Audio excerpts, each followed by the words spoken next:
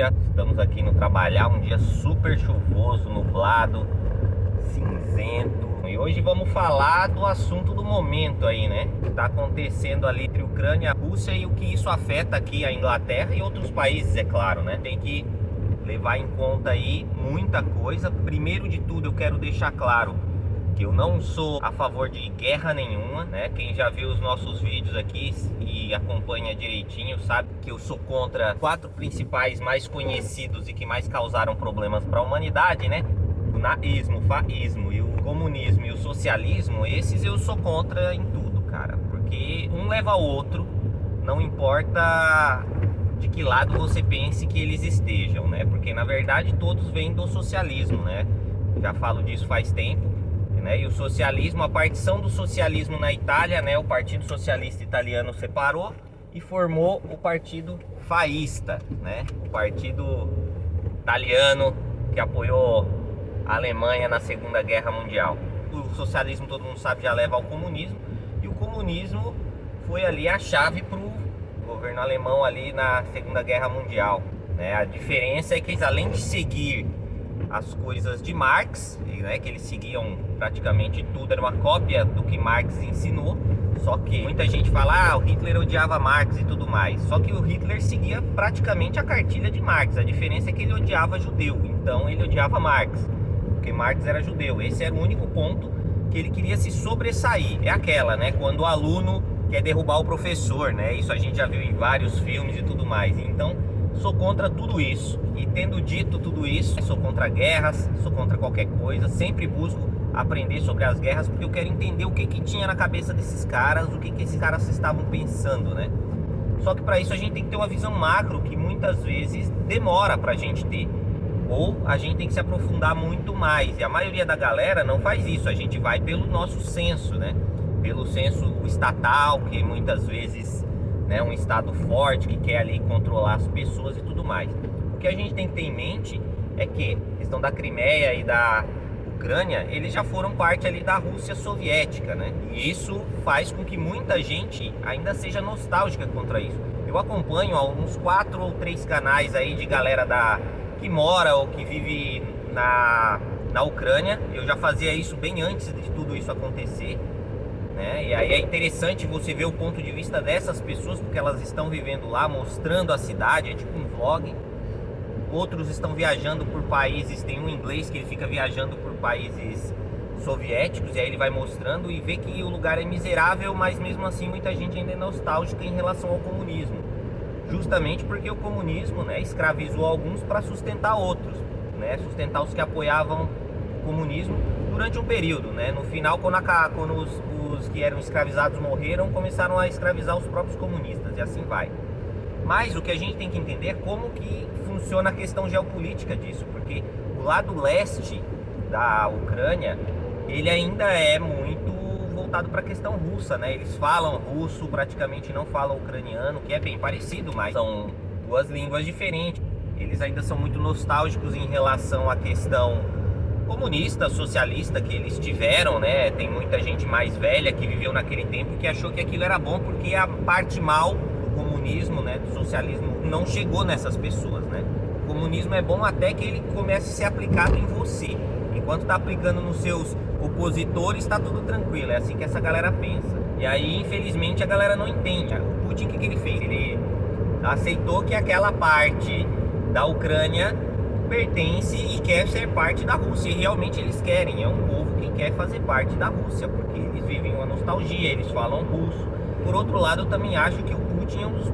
Não só o Putin, mas a Rússia aí ao longo das décadas, né, das centenas de anos praticamente, ela sempre foi um país que influenciou e agiu indiretamente para guerras, né? Foi assim na Primeira Guerra Mundial, que a gente pode ver que foi uma guerra revolucionária que queria derrubar os impérios, e cada império de cada lugar é diferente de um do outro, né? O Império Brasileiro é diferente do Império Alemão, que é diferente do Império Austro-Húngaro, que é diferente do Império Russo, né? Do Tsar, são governantes diferentes, são pessoas diferentes que governavam de forma diferente e muitas vezes injustas e erradas, né? Não estou passando pano aqui, né? Embora eu ache que a monarquia, quando ela é bem aplicada, uma monarquia parlamentarista, ela ainda é uma das melhores opções para que um país se desenvolva bem.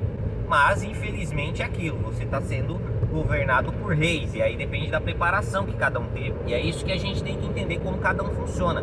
Não dá para colocar todo o império, né, todos os parlamentos, como se eles fossem um Game of Thrones, até porque isso é da era moderna, e na era moderna é parlamentarista, né? Então você tem ali o rei, que é um quarto poder, ele é somente um quarto poder. Logicamente, hoje em dia isso é muito mais enfraquecido, mas a gente tem que ver esse ponto de vista. E a Primeira Guerra, ela foi uma guerra revolucionária e influenciada muito pela Rússia, né? Os revolucionários sempre estiveram ligados na Rússia. A gente pensa que não, mesmo naquela época, não tinha a comunicação que tem hoje. Marx vivia na Inglaterra, mas vivia ali com uma mentalidade na Rússia, com contatos da Rússia, lendo livros da Rússia, né? Recebendo amigos russos e tudo mais. Então existia aquela influência natural que era sempre voltada para a bolha dele. Ele não queria ver as outras bolhas. É bem complexo, porque a gente precisa ver todos esses fatores. E a gente vê que essa parte da Ucrânia, esse povo, ele quer fazer parte da Rússia. Ou seja, se a gente for pensar democraticamente, não na questão de invadiram, tomaram parte, a gente está vendo que a Rússia está defendendo um povo que quer ficar com eles, o que na verdade é um ataque à soberania da Ucrânia. A gente tem ali 2, 3 ou 4 estados ucranianos que querem fazer parte da Rússia, e isso não é de hoje, sempre foi assim. Até porque eles estão mais dentro da cultura russa, porque eles são provavelmente de russos, porque foi isso que aconteceu. Quando a Rússia comunista tomou a primeira vez a Ucrânia, eles escravizaram boa parte dos ucranianos e colocaram para morar naqueles lugares russos. Ou seja, são russos que sempre foram beneficiados pela Rússia naquela região, né? Porque aí os ucranianos foram para gulags, né? Aconteceu um monte de coisa e aquela galera viveu ali à base da Rússia. Ou seja, é uma galera que sempre vai ser pró-Rússia. E de alguma certa forma, se a gente for pensar democraticamente, é melhor você ter esses caras fora do seu país. Você tem no Brasil uma legião de gente que quer que o Brasil seja Cuba. Por que não separar uma parte do Brasil e deixar virar Cuba para eles? Para eles verem como que é, se é bom ou se é ruim, se vai funcionar, se não vai. A questão é depois controlar a fronteira, porque que vão querer sair, vão, né? Essas regiões, elas estão querendo ser da Rússia. Para a Rússia aceitar isso, teria que ter o aval da Ucrânia, e a Ucrânia não deu esse aval. Tem aí dois lados de uma moeda, né? Se a gente for pensar vontade do povo, a vontade do povo que está lá é ser parte da Rússia, ou pelo menos da maioria desse povo. Deixa esses caras irem, e aí, uma vez que fosse dado esses estados para a Rússia, lógico, a Rússia ainda estaria praticamente dentro, né? Mas ela já é muito próxima, né? Fronteira com a Ucrânia. A outra parte poderia muito bem fazer contato ou fazer acordos com a OTAN ou com qualquer outra coisa. E aí entra a Inglaterra, né? A Inglaterra quer fazer sanções, só que ao mesmo tempo que a Inglaterra pode impor sanções à Rússia, ela depende muito, não só da Rússia, mas de países que têm acordos muito fortes com a Rússia. Então, muitas vezes a Rússia consegue controlar, não porque ela tem o poder ou o monopólio daquele minério ou daquele suprimento, mas porque ela tem o controle do país, né? Que nem é hoje em dia. A Rússia, ela meio que comanda a China, comanda a Coreia do Norte, comanda alguns lugares. E aí essas galeras tomam ação, porque isso a Rússia está fazendo como ela sempre fez. A Rússia influenciou os revolucionários que mataram Franz Ferdinand, que levou isso a causar a Primeira Guerra Mundial. E os russos fizeram acordos com a Alemanha para tomar a Polônia, o que também foi o início da Segunda Guerra Mundial. A Rússia sempre agiu indiretamente. Acho que é uma das primeiras vezes na história, assim, digamos, em âmbito mundial, que a Rússia age de forma direta. Normalmente a Rússia age de forma indireta, né? Ela tá sempre ali nos bastidores, sendo o capetinha que faz a cabeça do outro para agir, porque depois eles vão dar um jeito de tomar o poder, ou eles já têm o controle sobre esse país, de alguma forma, né? Um controle político, né? Sobre esse país. Então, a Rússia sempre agiu indiretamente, mas sempre esteve de alguma forma responsável para a Primeira Guerra Mundial, Segunda Guerra Mundial. Logicamente, a responsabilidade não é toda da Rússia, né? A culpa é Rússia e está limpo. Não, as ações de todos os outros países que estão envolvidos na guerra fazem parte, né? E também são um pouco ali culpados do que sai uma guerra. O que também não pode é, para não ter a guerra, o outro país abaixar a cabeça e ficar zerado. Mas aí que eu me pergunto, e onde que entra a ONU, né? A ONU deveria existir para fazer esse meio de campo, e a ONU simplesmente se mantém em silêncio. Por que que ela se mantém em silêncio? Porque é interesse da ONU que essas coisas aconteçam, né? O Putin, ele tem a ideia de voltar a fazer praticamente uma União Soviética de novo. Ele era da KGB, tudo isso, e o cara tem essa mentalidade e ele tem esse poder. Muita gente pensa que a Rússia se quebrou durante a Guerra Fria, piorou bastante, mas ao mesmo tempo ela ficou agindo em bastidores, né? Ela ficou agindo e ganhando influência em vários outros países, né? Em todos os lugares que ela influencia, ou eles fazem uma grande merda, né? Que nem foi na Segunda Guerra, mas a Rússia na Segunda Guerra lutou contra o nazismo, lutou porque o nazismo ia trair a Rússia, né? Eu vou colocar uma imagem aqui que reflete bastante o que era a relação russa-alemã. Um ia trair o outro em algum momento. Os dois tinham um objetivo em comum, que era dominar a Europa, só que a Rússia falou, eu não vou entrar, não vou ser o ponta de lança, vou pôr a Alemanha de ponta de lança. Quando a Alemanha ganhar, eu vou lá e dominar a Alemanha politicamente ou de alguma outra forma, né? Então tem muita coisa envolvida, a gente tem que ver com uma visão macro, né? Se a gente for pensar, que nem eu falei, democraticamente, o povo que está lá quer ser parte da Rússia, as pessoas que são totalmente contra as ideologias daquele país, vivendo naquele país de forma forçada. Isso só piora, isso que cria o revolucionário. Revolucionário quer sair, meu amigo, sai. Eu até acho que países menores se desenvolvem muito mais. O Brasil, por exemplo, se tornasse ali, Sul e Sudeste fosse um país, Centro-Oeste fosse outro país, o Norte fosse outro país e o Nordeste fosse outro país, talvez esses se desenvolvessem muito mais. Não ficariam sendo um dependente do outro, entendeu? Então é bem relativo como a gente vê. Só que aquilo, né? A vontade de ter um Estado grande e, lógico, ver a sua soberania, né, do país sendo desrespeitada, pesa para a questão política e tudo mais.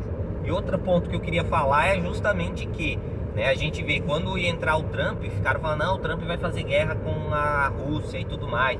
Sempre teve essa de guerra, né? Um monte de gente usando tudo para guerra, né? Tudo que acontecia era usado para fomentar uma possível terceira guerra mundial.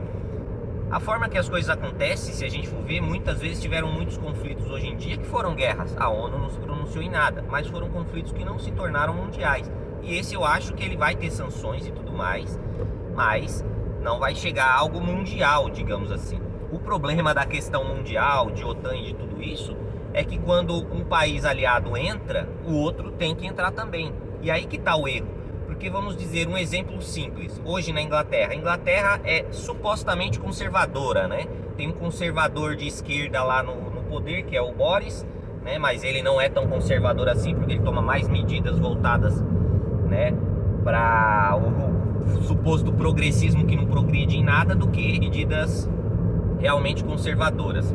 E aí, digamos, os Estados Unidos tem um presidente de esquerda, né? Praticamente ali, como falam hoje em dia, de extrema esquerda. É um cara que é o fantochão da esquerda. Ele não governa nada, até porque ele não tem condição física e mental, né? Ele já é um idoso, mentalmente ele tá muito mais debilitado. E aí, digamos, um cara desse, ele entra numa guerra, e aí a Inglaterra, que é conservadora, tem que entrar junto. Só que você tá ajudando um aliado que é administrado por uma ideologia totalmente diferente da sua. Imagina, dois países fizeram aliança, hoje um é de extrema esquerda e o outro é de centro, vamos dizer assim. O de centro vai ter que abraçar o que de extrema esquerda falou, ou trair esse em uma suposta guerra mundial. E aí que tá o problema.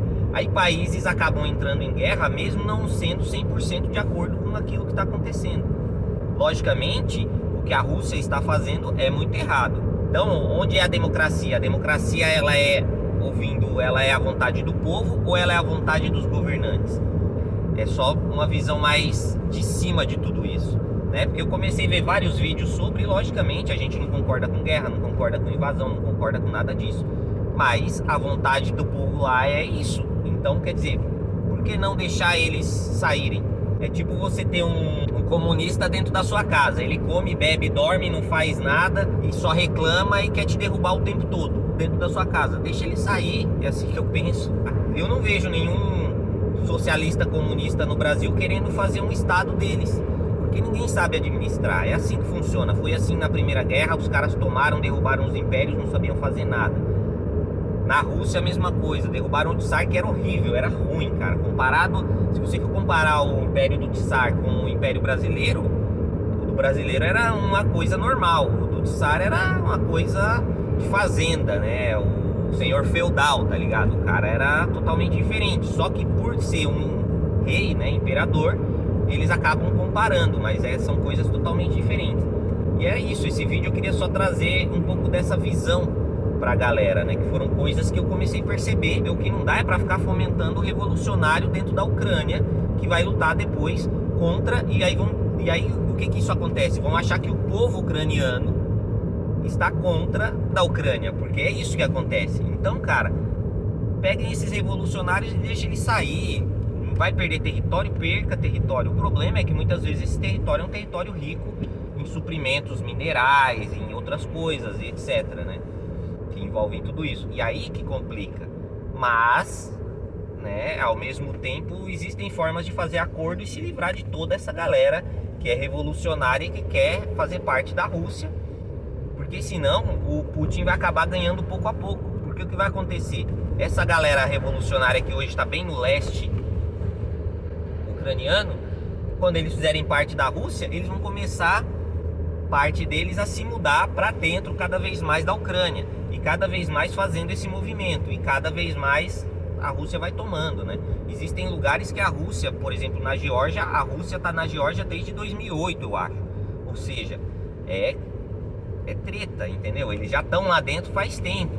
O país é praticamente uma Rússia.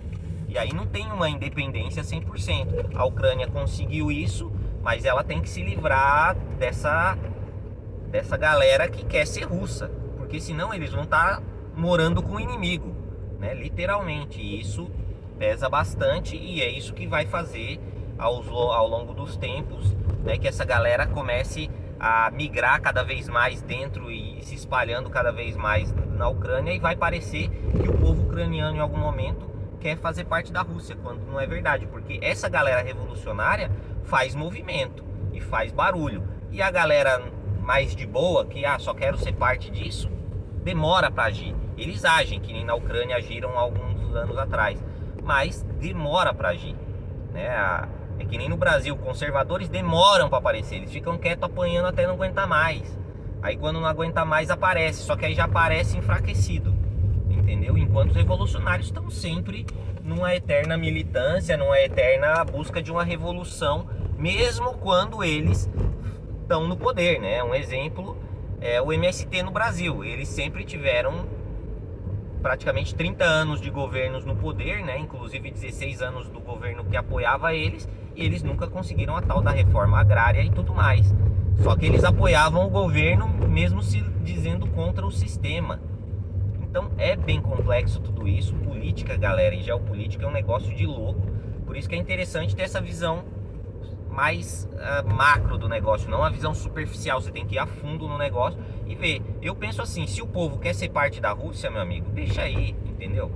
Ficar alimentando essa galera lá é pior, e vai fazer com que essa galera espalhe esse pensamento e consiga converter pessoas mais e mais, e daqui a algum tempo metade da Ucrânia vão achar que a metade da Ucrânia quer ser parte da Rússia, quando na verdade não é, né? Uma minoria.